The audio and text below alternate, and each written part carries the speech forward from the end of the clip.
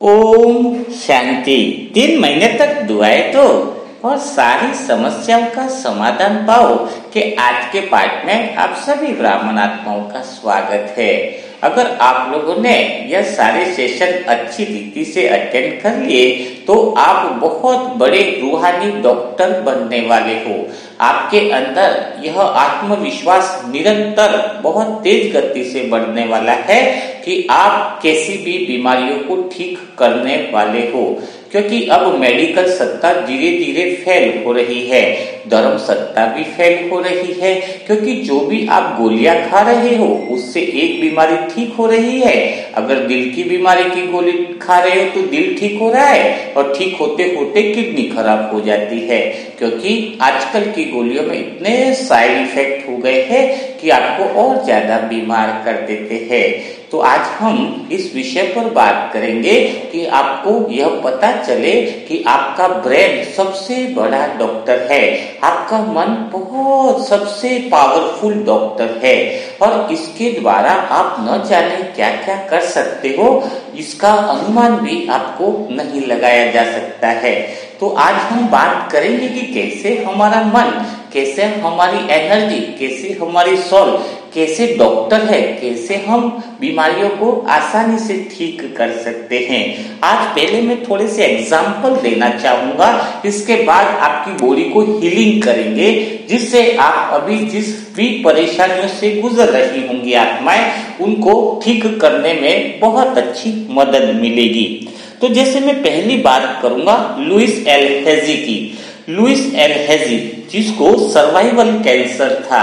Survival cancer यानी बहुत जबरदस्त ऐसा कैंसर होता है जिसमें बचना नामुमकिन होता है, लेकिन लुइस एल हेजी ने खाली स्पिरिचुअलिटी से, अपने अंदर की सोल शक्ति एनर्जी से ही उस सर्वाइवल कैंसर पर विजय प्राप्त करी, जो डॉक्टरों के लिए भी बहुत बड़ा आश्चर्य का विषय था, जिसके लिए कहा गया था कि 1 से 1.5 महीना भी जीना मुश्किल है, लेकिन वही आत्मा 90 साल तक जीवित रही और आसानी से शरीर को छोड़ा। कौन सी उन्होंने सोल एनर्जी की थेरेपी अपनाई, कौन सा हीलिंग पावर अपनाया, वही सारी बातें मैं आत्मा आपसे साथ शेयर करूंगी। वैसे ही मैं कुछ एग्जाम्पल और दूं। एग्जाम्पल देने का मतलब ऐसा है, मेरे पास आज के समय में 400 कैंसर के पेशेंट होंगे जिन्होंने बिल्कुल हर चीज से मुक्ति पाली, सिर्फ सोल एनर्जी से, किडनी की प्रॉब्लम्स हो या अन्य जो भी प्रॉब्लम्स हो। तो आज मैं आत्मा क्यों किसी चीज के लिए इतना कॉन्फिडेंस से वादा नहीं करती, कमिटमेंट नहीं करती, एक ही बात बोलती हूँ कि होना ही है, हुआ ही पड़ा है।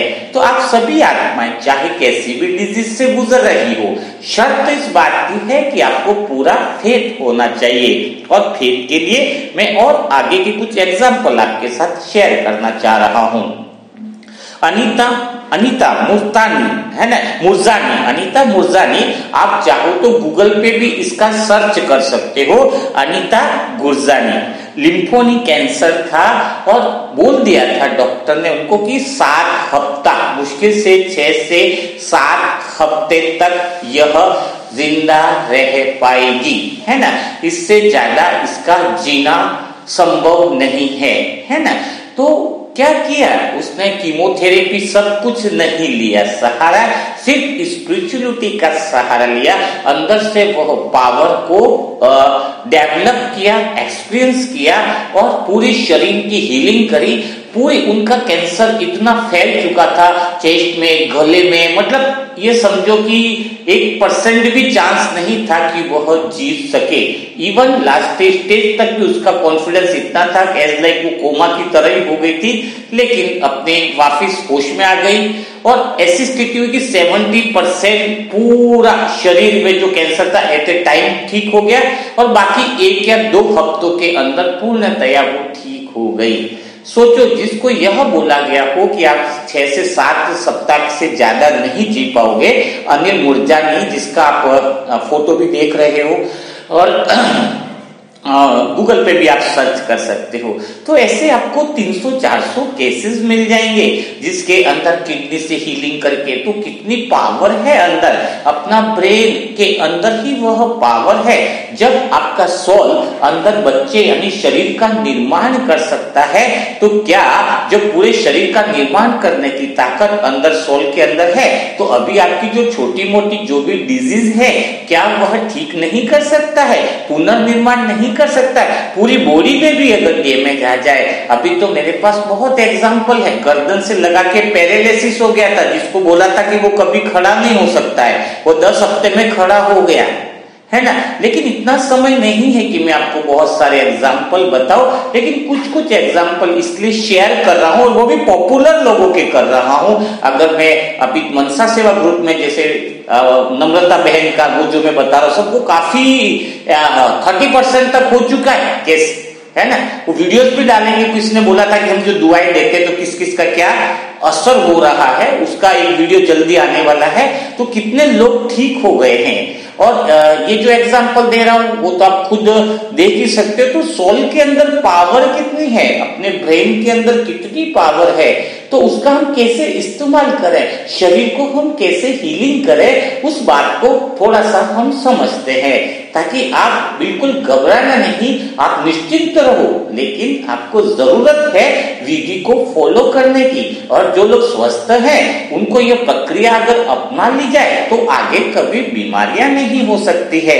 और अगर कोई आसपास में आत्माएं हैं तो उसको आप हीलिंग कर सकते हो, उसको ताकत दे सकते हो। आप लोग दुआएं दे करके तो बहुत बड़ा हीलिंग का काम कर रहे हो, बहुत बड़ी पावरफुल चीज उनके पास जा रही है, आपको पता नहीं है। आपके द्वारा लिखी हुई एक दुआ उसके शरीर को, उसके बॉडी को कितना हील करती है, बहुत पावरफुल हील करती है। इसलिए इस दुआओं के महत्व को बहुत ज्यादा समझना होगा। तो क्या करना होगा शरीर की हीलिंग के लिए, थोड़ी कुछ बातें हैं वो मैं आत्मा आपको बताना चाहूंगी। क्या है कि सबसे मेन बात क्या है कि अभी मैं विजुअलाइजेशंस नहीं करवा रहा हूं आपको, उसका वीडियो और अपलोड करूंगा, नहीं तो टाइम ज्यादा हो जाता है, तो पूरा सेशन में समझाना अलग और विजुअलाइजेशंस करना बहुत लंबा हो जाता है। तो उसके आधे आधे घंटे के वीडियो आपके लिए अलग से प्रिपेयर है, जिससे आपका शरीर हीलिंग करने लगेगा।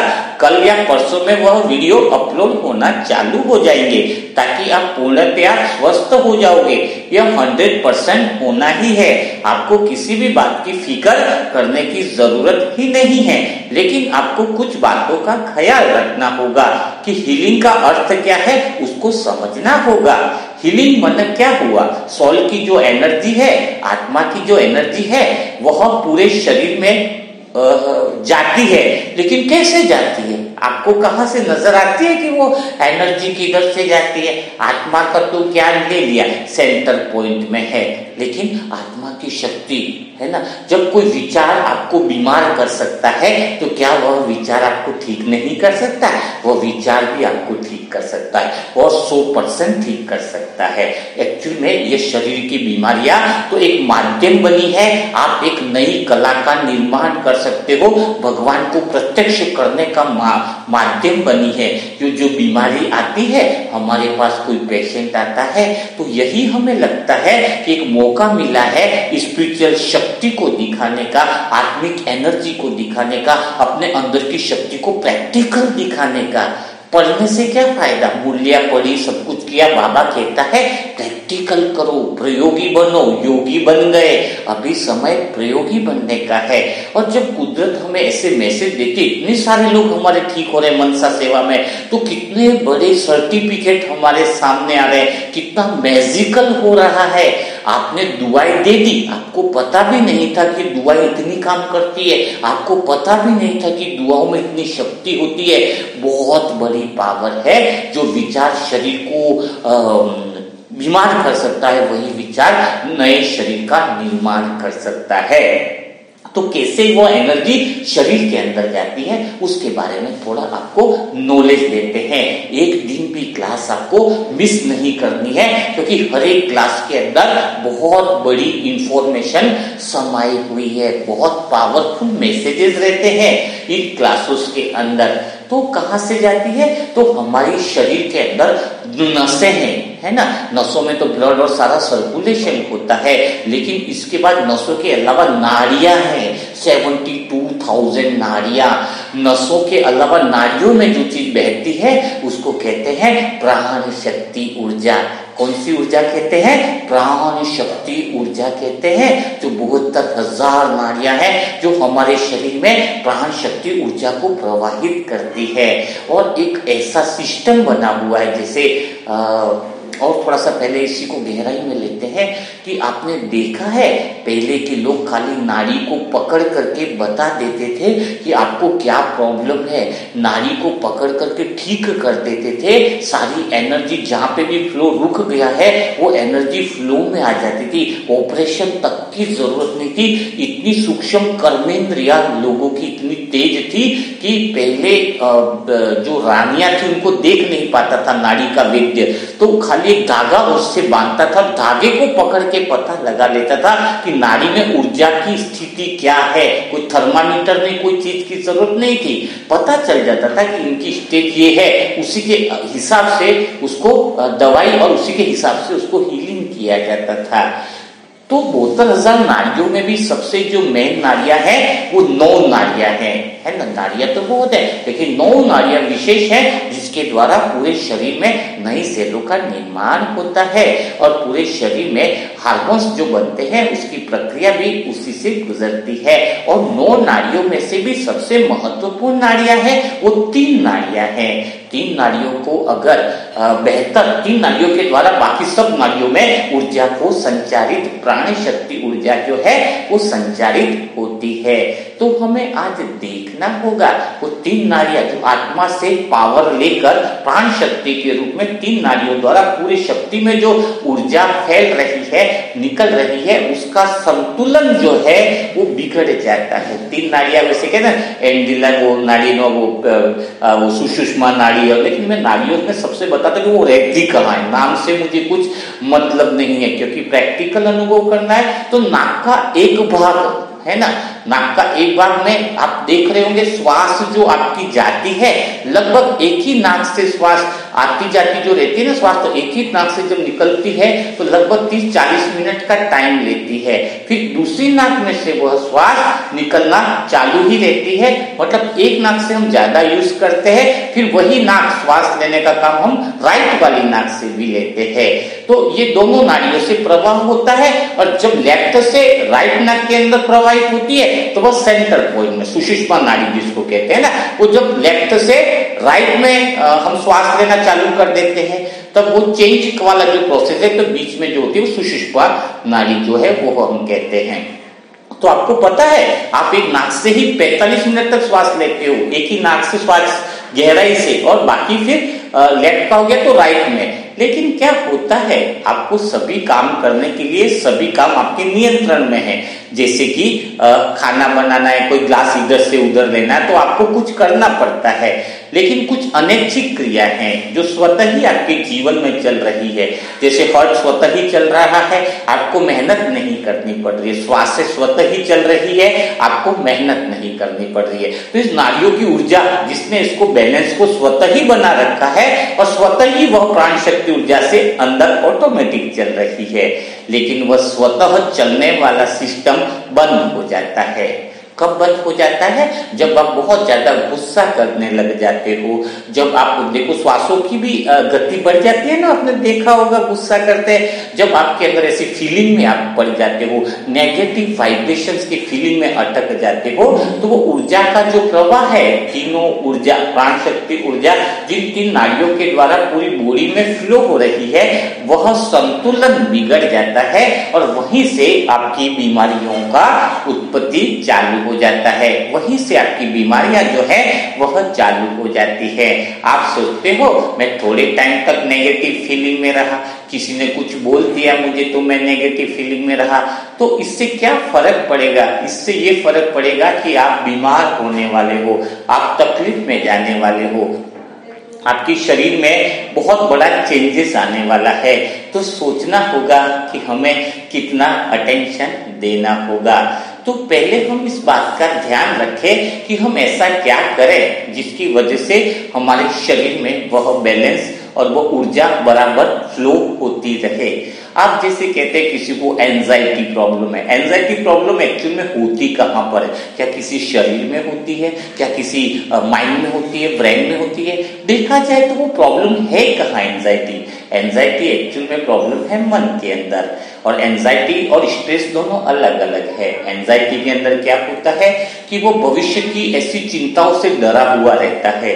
अगर ऐसा हो गया तो क्या होगा, मैं ऐसा नहीं कर पाया तो क्या होगा, सारे लोगों ने मेरा इंसल्ट कर दिया तो क्या होगा, है ना। तो स्ट्रेस क्या होता है, जो प्रेजेंट में कोई घटना चल रही होती है, जैसे किसी ने कुछ बोल दिया तो टेंशन में आ गया, डिप्रेशन और एंजाइटी अलग है। डिप्रेशन में अभी किसी ने कुछ बोला है, किसी ने मुझे धोखा दिया, जो हो चुका है, उस घटना से जो मैं गुजर रहा हूं, दैट्स कॉल्ड स्ट्रेस। लेकिन एंजाइटी जो घटना घटित ही नहीं हुई है, लेकिन वो ऐसी इमेजेस क्रिएट कर रहा है और उससे उसको डर लग रहा है, और बहुत इस ऐसा डर होता है जो शरीर के अंदर पूरे पुर्जे को खराब कर देता है अगर लंबे समय तक एंजाइटी रहती है। तो ये फियर है ना, बहुत बड़ी खतरनाक चीज होती है। तो आज हम बात करेंगे ऐसी चीजों से कैसे निकला जाए, है ना। फियर हो गया, या फिर आपके ऐसे इमोशन, जैसे पता है जिनको कैंसर था तो क्यों था, उनके अंदर नेगेटिव बहुत ज्यादा इमोशंस थे, और नेगेटिव इतने इमोशंस थे बहन के अंदर की उसकी वजह से पूरे शरीर के पार्ट खराब हो रहे थे। कि मेरे साथ ऐसा बुरा हुआ, बचपन में मुझे इसने मदद नहीं करी, मम्मी पापा ने भी मुझे हेल्प नहीं करी, मेरी तो कोई सुनता ही नहीं है। तो वो पूरे नेगेटिव इमोशंस का जो पैटर्न था, धीरे धीरे शरीर की सेल्स में पूरा इमोशंस घुस गए, वो एनर्जी को रोक लिया और सारी सेल्स में खराब होने लग गई। एक दांत खराब होता है ना, सड़न दूसरा भी खराब होगा, तीसरा भी दांत खराब होगा। वैसे सारी शरीर की जो सेल्स होती है वो अंदर खराब होने लग जाती है। तो आपको बहुत ध्यान रखना होगा। तो एंजाइटी को कैसे खत्म करेंगे, फियर को कैसे खत्म करेंगे, अंदर से जो बैड इमोशंस है उसको कैसे खत्म करेंगे, जिससे आपका शरीर बहुत अच्छे से चलने लगेगा, आपके शरीर के अंदर वो ऊर्जा बहुत अच्छे से चलने लगेगी। तो इसके लिए एक पहला प्रोग्राम है, 3 बातें बताऊंगा जिससे आपका शरीर 99% छोड़ो, इधर भगवान के अंदर स्पिरिचुअलिटी में 99% कुछ है ही नहीं, 100% आप ठीक हो जाओगे। भरोसा करना होगा अपने आप पर, उस परमात्मा के ऊपर, क्योंकि आपके अंदर एक ऐसी शक्ति बैठी हुई है, आपके अंदर ऐसी कोई समस्या नहीं, आपके ब्रेन में, आपकी सोल के पास, जिसका समाधान नहीं हो, और आपकी सोल के अंदर ही परमात्मा की शक्ति ऐसी विराजमान है कि वो भगवान कहता है कि बच्चे मैंने तुझे मौका दिया है कुछ स्पिरिचुअलिटी में कमाल करने का, तेरा शरीर तो पूर्णतया स्वस्थ होना ही है। यह तो एक माध्यम बना है अपने अंदर की ताकत को दिखाने के लिए। तो तैयार हो जाओ, अंदर की ताकत को हम कैसे दिखाए, लोगों को बताएं कि भगवान आ गया है, हम कैसी भी बीमारियों को ठीक कर सकते हैं। एक दिन यह मनसा सेवा ग्रुप सारी बीमारियों का इलाज का केंद्र बनने वाला है। मुझे नहीं पता इसमें कौन कहां तक टिका रहेगा, कौन कितने समय तक सफर करेगा, लेकिन जो सफर करेगा उसकी जिंदगी बदल जाएगी, क्योंकि यह तो ट्रेन है जो गरीबपुर से अमीरपुर लेके जाएगी। बीच में स्टेशन बहुत आएंगे, कहीं आलसीपुर आएगा तो लोग उतर जाएंगे, आलस करेंगे कैसे लिखना क्या करना, होशियारपुर भी आएगा, कोई होशियारी लगाएगा वो भी उतर जाएगा, लेकिन जो टीका रहेगा वो आगे परमात्मा के साथ बाप समान स्थिति में पहुंच जाएगा। तो हमें क्या करना है, थोड़ी सी टेक्निकल विधि बता देते हैं ताकि आप बहुत अच्छे से इसको ठीक कर पाओगे। पहला तो यह है, एक चीज अपने आप से कमिटमेंट कर लो, इस दिमाग की 2 विशेषताएं ब्रेन की कि वह काल्पनिक इमेज होती है उसको भी सत्य मानता है, और जो घटना घटी है सत्य है, रियल है, वो भी सत्य ही मानकर मन अपना रोल करता है। उदाहरण के लिए जैसे मैं आपको बताऊं, जैसे आप कल्पना करते हो कि नींबू मैं खा रहा हूं, नींबू को मैंने मुंह में रखा, क्या किया, नींबू को मैंने मुंह में रखा, तो थोड़ी देर तक नींबू का टुकड़े का पूरा रस नींबू में निचोड़ दिया, तो आपका मुंह पूरे खट्टेपन से भर गया ना, जबकि आपने नींबू तो खाया ही नहीं। तो हमने कल्पना दिया, एक विजुअलाइजेशन दिया, तो हमारे ब्रेन ने, हमारे दिमाग ने, हमारे मन ने यह नहीं सोचा कि यह सही बात है या गलत बात है, और उसको नींबू की जो इमेज दी उसको वह रियल ही मान लेता है और उसी के हिसाब से शरीर में वो बातों का निर्माण होता है। जैसे सामने ट्रेन आ गई तो एक्सीडेंट होने वाला है, वो रियल घटना है। तो मैंने क्या किया, ट्रेन आ रही है तो मैं इधर से उधर कूद जाऊंगा, तो वह भी प्रैक्टिकल रूप में ही मान ले रहा है। शरीर एकदम से भागने लग गया, ट्रेन को देखते क्या लगने लग गया, भागने लग गया, तो वो रियल इंसिडेंट है ना। तो वो नींबू वाली भी इंसिडेंट को वो रियल ही मानता है, वो ऐसा ही वो रिएक्ट करेगा ब्रेन। और जो ट्रेन वाली घटना जो रियल में घटी है उसको भी वैसा ही रिएक्ट करेगा। तो जब आप ये मान लेते हो कि कहीं मेरे साथ बुरा होने वाला है, तो बुरा तो हुआ नहीं है, लेकिन पूरी बॉडी में वो मैसेज चला जाता है और पूरा शरीर खराब होने लगता है। जो प्रॉब्लम आई नहीं है, ऐसे नकारात्मक इमोशंस और नकारात्मक बातें आप लेकर के बैठे हो, तो सोचो आपका शरीर में कितनी बड़ी प्रॉब्लम्स आ रही है। वह एक ऐसा दीमक है, ऐसा एक कीड़ा है जो आपको अंदर से खाकर आपके शरीर को खत्म कर रहा है। तो उसके लिए सकारात्मक विजुअलाइजेशन आपको बहुत बड़ा पावर देता है। सकारात्मक विजुअलाइजेशन आपके शरीर को एकदम से पूर्णतः ठीक कर देता है। यह सकारात्मक विजुअलाइजेशन ही था जो अनीता मुरजानी बहन को ठीक किया और लासू एलहेसी जो जिनको सर्वाइवल कैंसर था उनको ठीक किया सिर्फ विजुअलाइजेशन के पावर ऑफ सोल की पावरफुल शक्ति ने। तो विजुअलाइजेशन वीडियो आप डेली अटेंड करना, मैं कल शाम को या परसों तक अपलोड कर दूंगा कि अभी सेशन में अगर मैं विजुअलाइजेशन आपको कराता हूं तो बहुत लंबा हो जाता है। तो वह आपको कल में या परसों में आपको अटेंड करना है। उसको कैसे विजुअलाइजेशन करना है, कैसे नकारात्मकता को निकालना है, वो सारी चीजें आपको बहुत अच्छी मदद करेगी और बहुत कम समय में आप उससे रिलीव कर लोगे। लेकिन उसके साथ में 2-3 बातें और हैं जो ध्यान रखना है। कि दूसरी बात ध्यान क्या रखनी है कि आपने बचपन से क्या किया है, आपकी इमोशन। बचपन से आपने सोचा कि माँ बाप को खुश रखना है, थोड़े बड़े हुए देश के लिए भी कुछ करना है, कई बार आप सोचते हो इसके लिए बहुत अच्छा करना है, तो आप सबको खुश करने के चक्कर में खुद की खुशी का गला घोट दिया। क्योंकि आप बहुत बड़ी गलतफहमी में हो, आप किसी को खुश कर ही नहीं सकते, आप अपने ओपिनियन से जी ही नहीं रहे हो, बस दूसरों को खुश करने के चक्कर में उनके राय के हिसाब से जी रहे हो, उनके अनुसार कठपुतली बन करके आप जी रहे हो। लेकिन वास्तविक बात यह है कि सबको खुश करने के चक्कर में एक जने को भूल गए खुश करना, और वो है आईने में देखना अपना चेहरा और कहना आप खुद को भूल गए खुश रखना। आप चाहते हो कि मैं कुछ त्याग करूंगा बेटा खुश हो जाएगा, नहीं होने वाला। लाखों रुपया दे दो, त्याग कर दो तुम उसके लिए। उसके अंदर जब तक वो बिलीफ सिस्टम नहीं होगा, उसके सोचने का तरीका सही नहीं होगा, वो कभी भी खुश हो ही नहीं सकता। अगर कोई दुखी हो रहा है तो उसकी जिम्मेदारी आप मत लो, अपने आप पर मत लो। मेरा चाहे कोई लौकिक में भी बिल्कुल करीबी होगा, वो दुखी है तो मेरी एक ही बात है कि उसकी सोच के कारण वो दुखी है, मेरी वजह से वह दुखी नहीं है। अपने आप पर गिल्टी लेने से आपका शरीर डैमेज हो जाएगा। परिवार में कोई भी दुखी है उसकी जिम्मेदार आप नहीं हो और आपको ना कहना सीखना है। अभी मुझे आत्मा का एक बहुत सम्मिलित फ्रेंड था, आता तो वो कहीं फंक्शन में ले जाने के लिए बोलता, अब मेरी इच्छा नहीं है कि मुझे उधर जाना है, तो मैं उसको खुश रखने के लिए अगर हाँ बोल के उसके साथ चलूं तो मैंने अंदर की खुशी को गला घोट दिया। मेरे वो वाइब्रेशन मुझे मेरे शरीर को डैमेज करेंगे।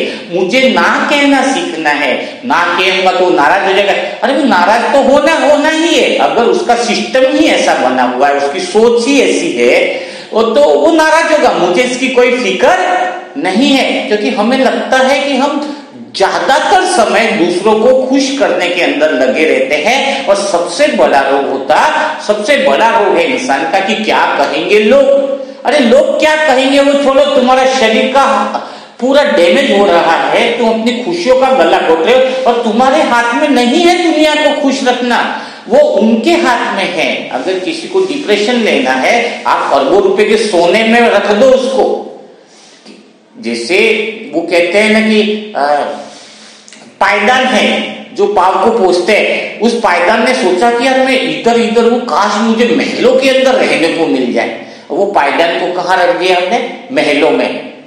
लेकिन पायदान भी वहां सोचता है कि उसका यूज क्या हो रहा है। अब अमीर लोग उस पायदान से पाव पोंछ रहे हैं, लेकिन रहा तो पायदान ही। अब एक डस्टबिन ने सोचा कि यार इधर ही मेरे को कचरा में भरते, काश मैं अच्छे लखपति के घर में अगर मुझे कोई खरीद के लेके जाए तो कितना मजा आएगा वहां पर वो डस्टबिन कोई लेकर चला गया, वहां ऊंचे लोगों ने खरीदा, लेकिन वहां पर भी उसका काम क्या रहा, सब लोग ऊंचे ऊंचे लोग भी आकर के कचरा ही डाल रहे थे, बिस्लरी डाल रहे थे। तो वैल्यू जो है ना इंसान की, किसको करोड़ों में रख दो, अगर उसके अंदर से क्वालिटी नहीं, अंदर से हैप्पीनेस नहीं, अंदर से उसको रहना नहीं आता है, तो उसकी कीमत भले वो कहीं से भी धन से ऊंचा बन जाए, लेकिन उसकी कीमत डस्टबिन जैसी ही रहने वाली है। तो हमें लाखों रुपए के महल में रहें, चाहे हम गरीबी में रहें, हमें बनना कैसे है। एक छोटी मूर्ति कोई खरीद कर लाता है तो चाहे वो गरीब का घर हो चाहे अमीर का घर हो, उसको कहाँ रखता है मूर्ति को? मूर्ति को रखता है एक अच्छी पूजा स्थल पे। तो हम मूर्ति बने, हमारे अंदर क्वालिटी हो, सबसे पहले हम खुश रहना खुद सीखे, है ना, दूसरों का केयर न करेंगे। जब हम खुद खुश रहेंगे, अंदर से हैप्पी रहेंगे, फिर हम दूसरों को वह चीजें बांटना चालू करेंगे, तब दूसरे चीजों पर ऑटोमेटिक वाइब्रेशन जाएंगे।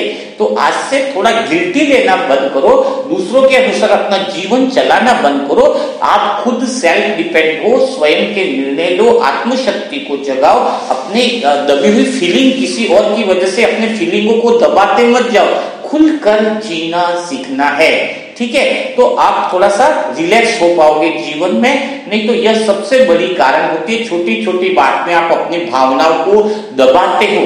खुलकर ना बोलना सीखना है। जैसे मुझ आत्मा ने लौकिक में भी खुलकर बोला कि मुझे ऐसी लाइफ पसंद है, उनको खुश रखने के अंदर अगर मैं कुछ डिसीजन लेता तो मैं अंदर से परेशान होता, क्योंकि मैं स्पिरिचुअलिटी में ही जाना चाहता, मेरा इंटरेस्ट ही यही है, मेरा आनंद ही भगवान है। तो आपको कुछ ऐसा करना है, और बाकी की तो मैं आपको विजुअलाइजेशंस के अंदर और प्रोसेस आपको बताता रहूंगा। और थोड़ा बहुत और भी है जो थोड़ा बहुत डिप्रेशंस में है या थोड़ा बहुत चीजों को फ्री होना चाहते हैं, वो थोड़ी देर के लिए मोबाइल्स वगैरह का यूज कर सकते हैं। और वहां पर किन चीजों का आपको ध्यान रखना है, थोड़े से लाफ्टर चीजें आप समझते हो जो कॉमेडीज की है, वह आपको ध्यान रखनी है। हंसने वाली चीजें आप देखने से भी शरीर के अंदर बहुत बड़ा मोमेंटम आता है। और थोड़ा बहुत 2 से 3 मिनट का एक प्रयोग कर लीजिए।